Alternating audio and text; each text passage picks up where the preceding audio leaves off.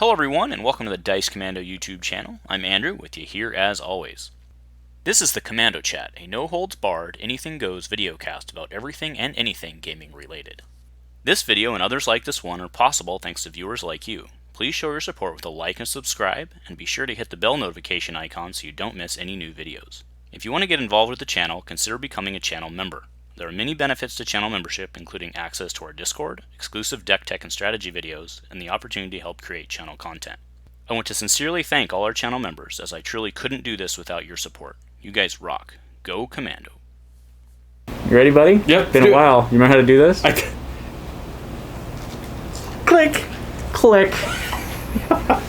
Drink through the face mask. Everyone, welcome to the Commando Chat. Not the Commando Cast, but we have a special guest today, Mike. He came over to play some games. We're doing our social responsibility distancing thing. How you doing, man?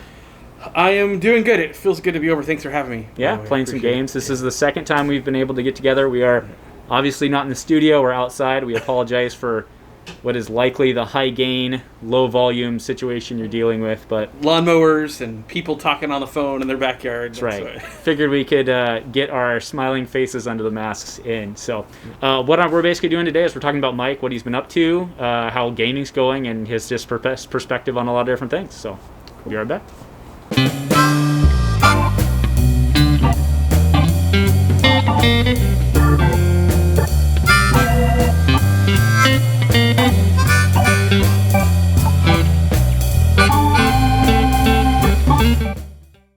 Hey guys, welcome to the Commando Cast. Thanks again, Mike, for shooting this. We don't know how long this is going to go. We're just going to shoot until we don't feel like talking anymore. We were like, what are we going to talk about? I was like, let's just talk about gaming. So. Yeah, well, I mean, that's actually what I wanted to primarily ask you about is what have you been up to in gaming, considering we're not actually gaming in real life anymore?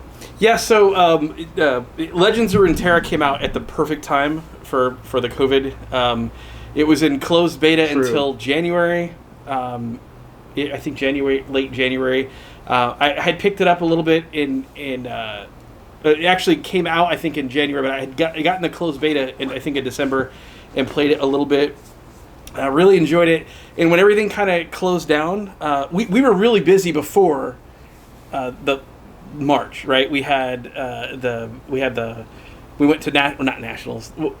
We went to Vegas, right, and played the big. Yeah, I can't. It's not a prime. Was it a prime? LVO, right? Yeah, the LVO, right? Yes, we did the. Grand Uber Nationals. Yeah, so that really regionals, whatever. That was a whole bunch of we did a bunch of gaming early in the year. So I was just kind of playing with Legends of Runeterra, and when things locked down, it was a great time to pick up a game where you can just turn it on and play game after game after game. And I realized that I really enjoyed it, and it had a lot of good decision points, and it's super fun, and it has flashing lights, and it should be free to play, except I have a problem with paying for stuff because I have no patience. But overall, it's been a pretty low investment. I have to say at this point I'm about $100 into it, if I'm being honest with myself, like since the game came out, which for a CCG that I play as much as I do, that is acceptable for me. Well, I mean, we used to spend, when we were kids, $30 on a video game, and you'd play it for, as a kid, 2.5 weeks before you beat it, right? And I've played certainly this way more than I would have played Fallout or anything else. It's just and video games are like $50 now too. Right, yeah. So it's been really fun. I was able to actually introduce a few of my friends to it, hoping that we'd be able to play some quasi in real life games over Discord, and I've done it a few times, and it's okay. People are just busy. The problem with not having a game store to go to, and I'm already going forward to what's wrong right now, is without having a game store to go to, people are really hard to nail down for gaming. We had a standing appointment on Saturday at 2 and Monday night at 7. And but you would schedule your week around that. Correct. And now you're like, hey, Mike, what are you doing at 8 p.m. on Tuesday? Right. Not Destiny. Right. So it's a lot harder. So that's been a little frustrating. Yeah, completely fair. Yeah. So, I mean, for me, I think most of the guys watching know I've gotten very into Legion with Amy during this break. I mean, I've had a lot of personal life stuff happen during said break. But what's been nice about Legion is how non-involved I have to be with the game. Right. It's been a very nice break from the obsession, I think, that we had with Destiny. Is there call it that? Is there a meta like for Legion? I don't know. Okay. I have no idea. I mean, there totally is. Like, I know, because I read things. Right. Right. There totally is. But I mean, I don't think anybody knows what it is now, because there were a couple releases that hit before this. Right. And then all the stuff got canceled. And then there's actually been a balance that came out since then. And who the hell knows, right? So, yeah, I don't know. But what I'm enjoying about it more so is not just the game as much as the fact that, like, I don't feel like I have to buy everything. Right. And I'm playing one faction, and that's the faction I play, and I don't even buy everything within that faction. And yeah, I mean, that's been fun. It's also good that you found a game that your spouse can enjoy equally, as equal, but I mean that can get into, and it's casual enough to where there, one of the things like early on, I turned my wife off from Destiny because I tried to show it to her, and we were so serious about it, right? It was just like, here's the game, and crush, right? It was like, it was really hard, and I didn't do the best at probably getting her to kind of enjoy the smaller stuff, but it was because we were so serious. So it's nice to have a game like that where you can. But you guys have a huge board game background. Correct. Right. Yeah. I mean, and the background here simply is that Amy bought it for me for Christmas, and she played it with me, and I haven't played it with anybody else.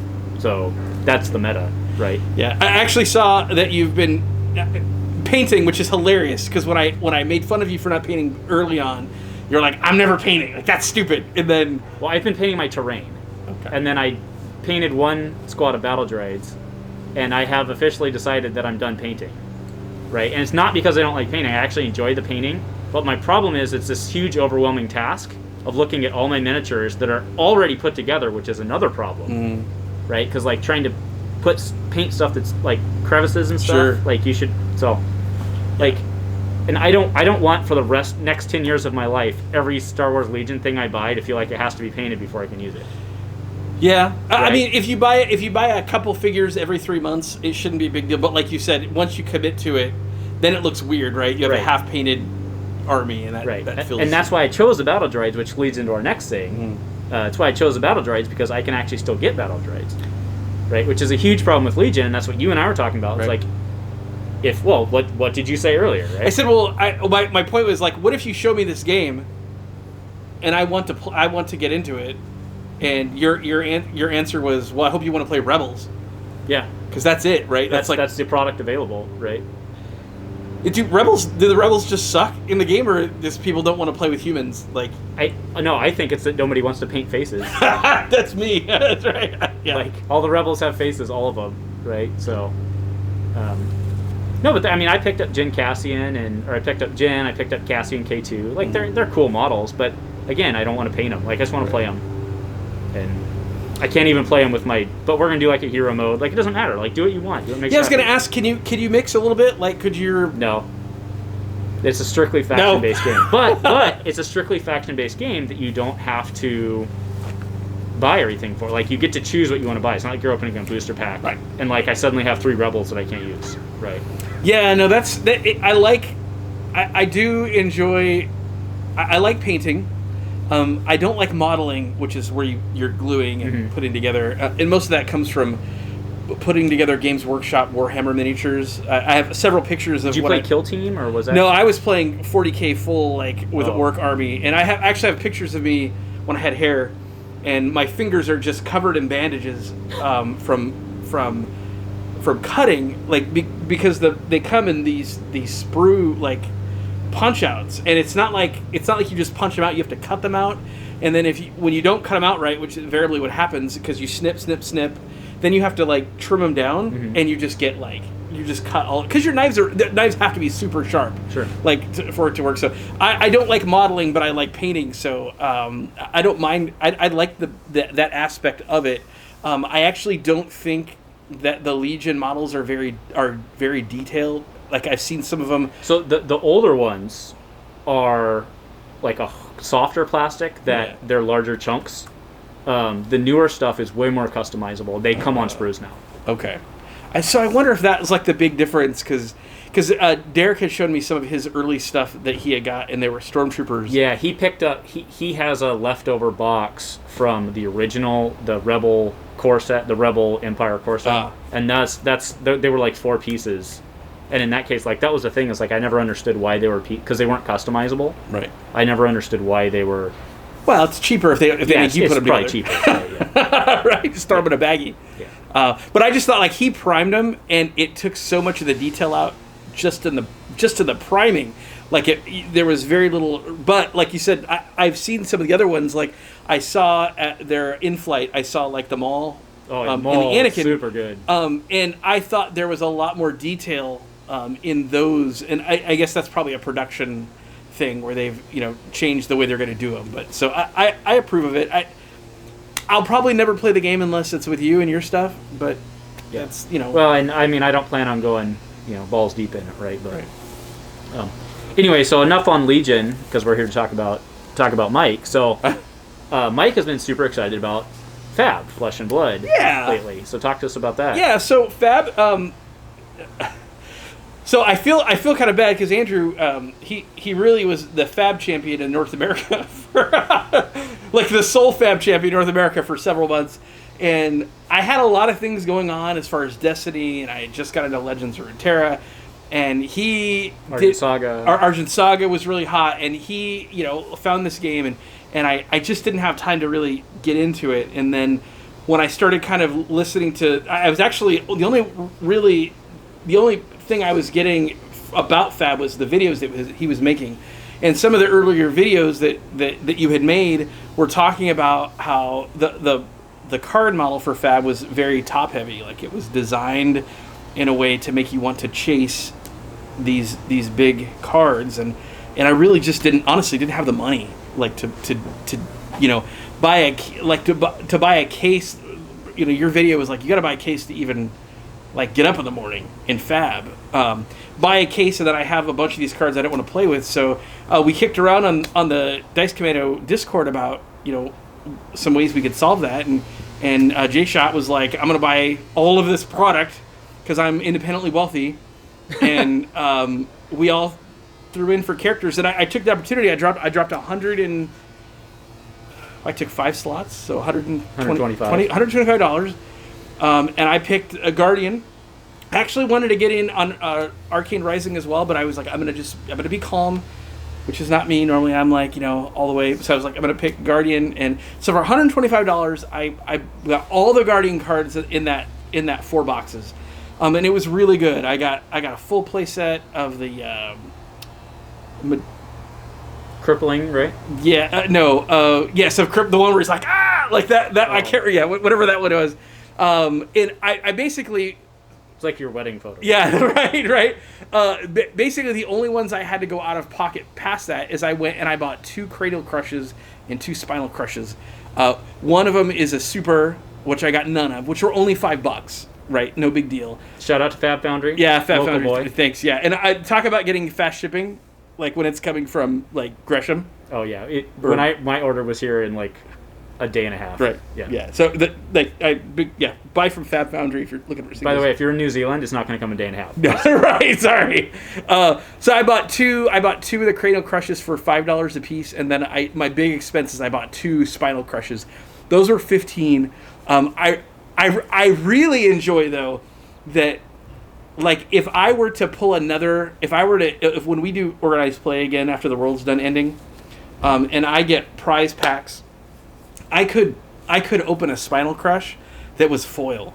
So there's still something for me to kind of go get, like there's still some excitement there. Like I wouldn't spend the money on a foil Spinal Crush. Right. But I needed one for. I see what you're saying. Yeah, for our not Brawl. What's it called? Not Brawl.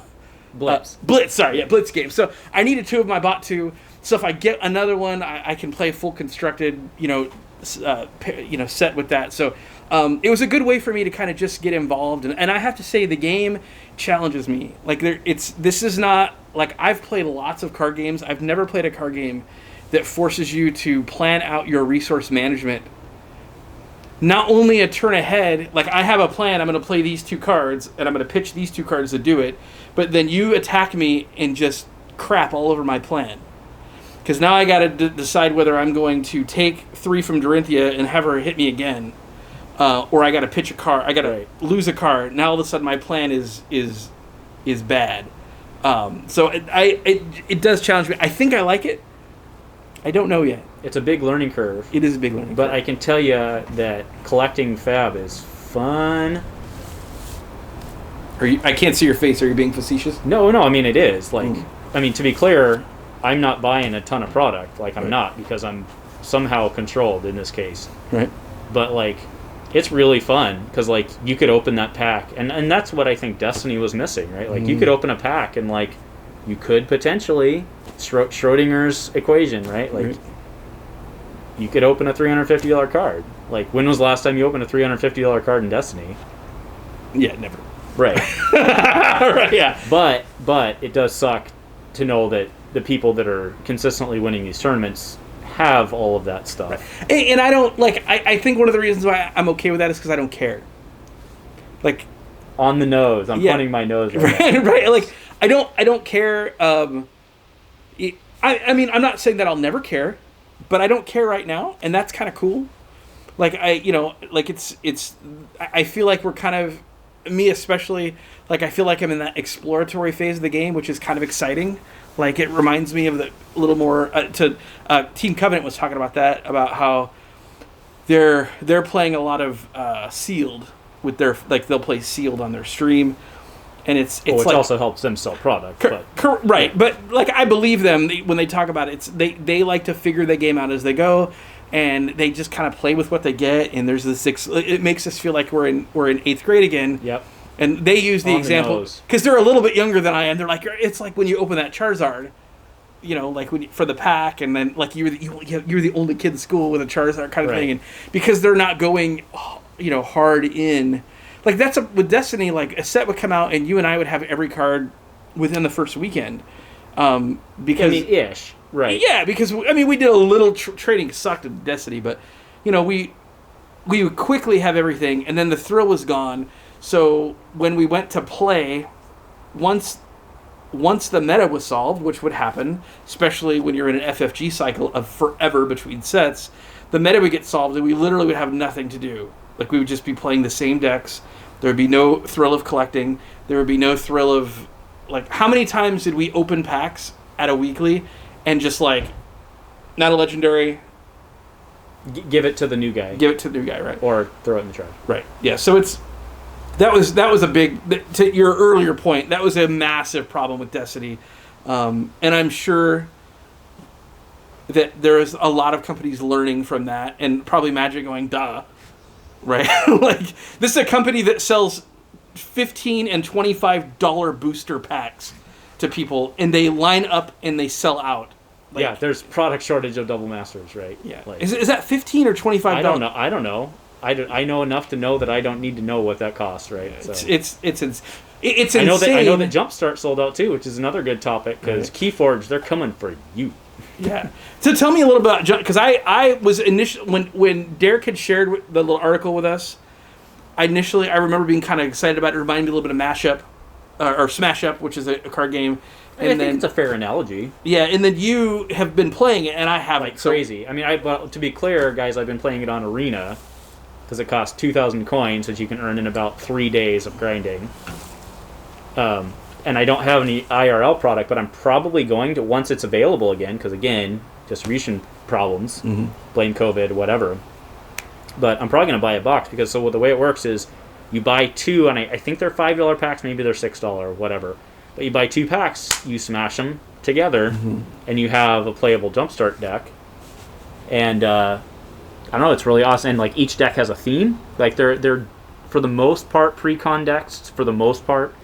There's a couple variants of each, but like the one I got the other day was milling dinosaurs, right? So I had, like, which was awesome. Like, why would I have milling dinosaurs? And like, it was fine, because like it was just fun, right? So now, are there rarities in like? There are. Okay. So like, there's one called Tree Hugging, I think, which that's just one that comes on my mind, which is a common. So there's basically your box is a booster box, kind of, if it makes sense, of your precons. Okay. Like, it's a booster box of precons, booster pack of precons, whatever. And you're at a more common decks. Yeah, so there's commons, there's rares and there's mythics. Maybe there's uncommons too. Right. I don't So know. let me ask you this, and maybe you know, maybe you don't know, but are the cards that come in the JumpStart packs, are they also playable in Constructed in Commander? Some are standard. They're in Commander for sure. Okay. Yes. And that probably explains the shortage, because one thing I know about players of Magic is they'll go, like, those of us who want to get into Commander can't get Commander pre-constructed decks because they'll buy all of them to get one card. Right. Or 3 cards, or 4 cards, so they can play. And that's the deal here. There's a lot of reprints in this one that people are chasing from a collector standpoint. But all of that aside, like there's actually some pretty busted. Like right now, Allosaurus Shepherd, I think, or something like that, is like there's elves everywhere on Arena right now. Like, just everywhere, because he turns all your elves into 5/5 dinosaurs. Because that makes sense. Right? Okay. Anyway, but when you play on Arena, is it like you both opponents get just a sealed pack?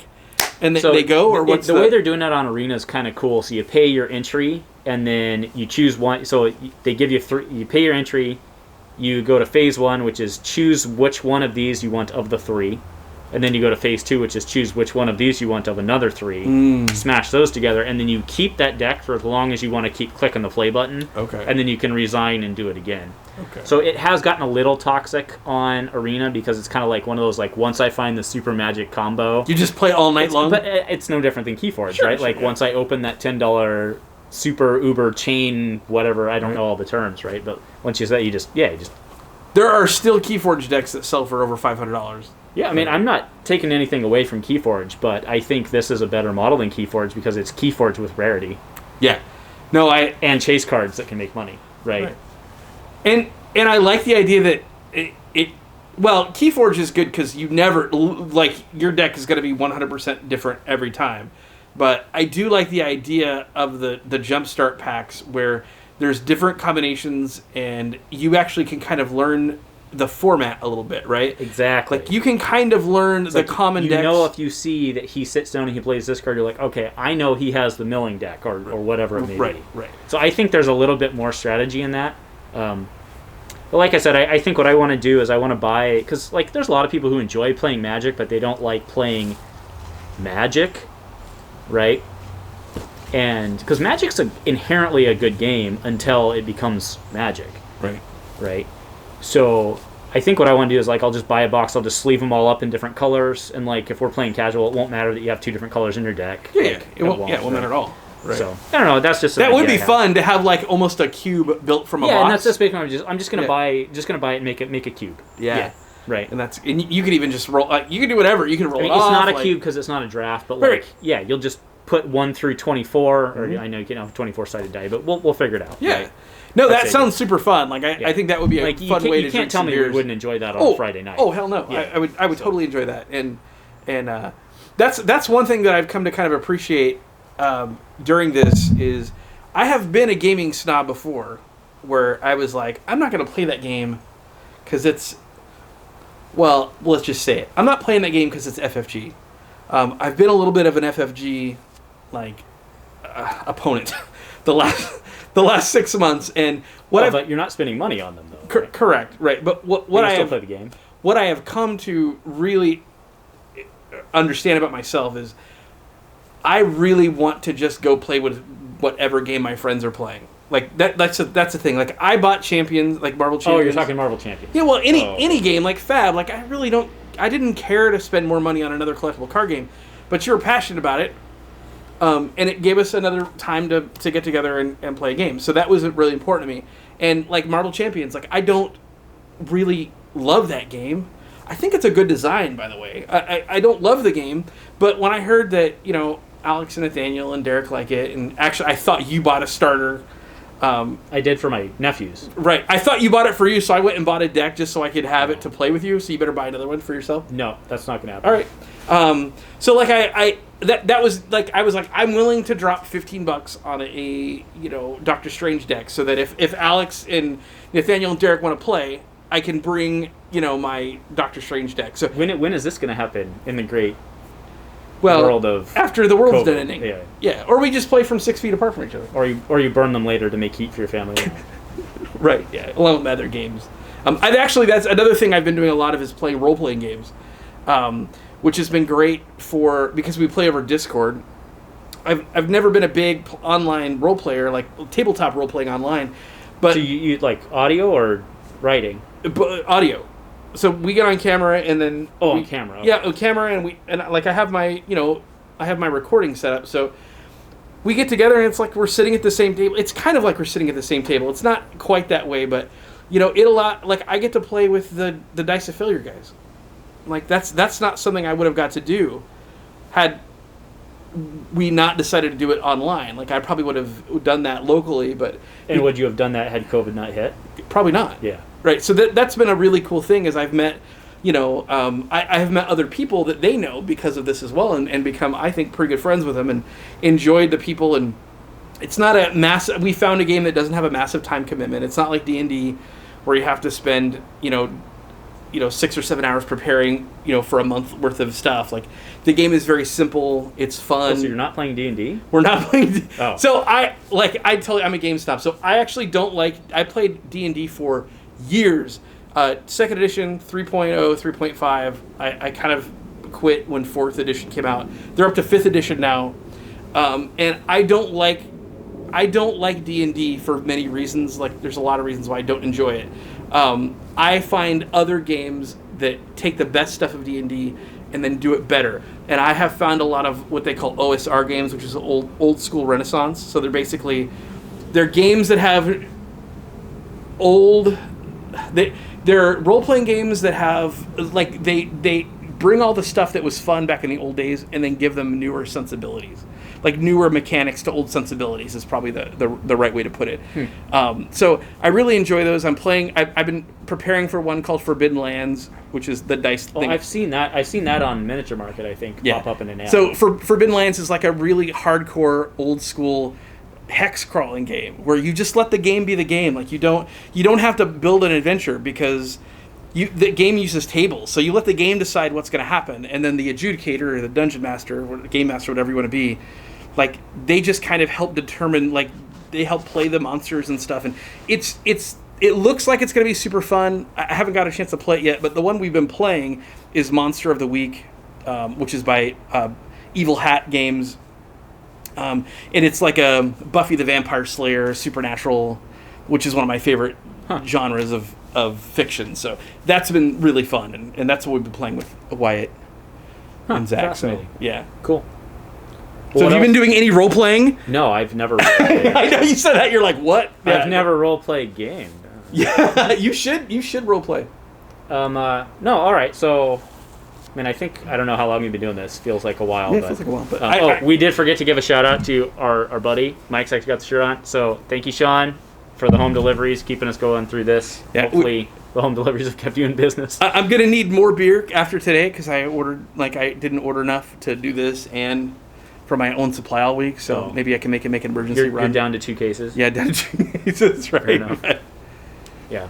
All right. Anyway, yeah. So what else? I mean, there anything else? No, or? That's it. I'm just looking forward to this being over. To be honest, I miss everybody. Yeah, I don't know when it's going to be over, but brave new world. Keep forward forward. What were you going to say? I was going to say just thanks for having me over. Oh yeah. Well, we're gonna get another Destiny game in, I think, before we lose our light, and then yeah, it was just good to have Mike on here. I just wanted to see what was going on with him, and figured we may as well have the chat on camera because there's a lot of people that miss your beautiful bug. Oh yeah, look at this thing. Well, anyway, thank you guys. Go Commando. Go Commando.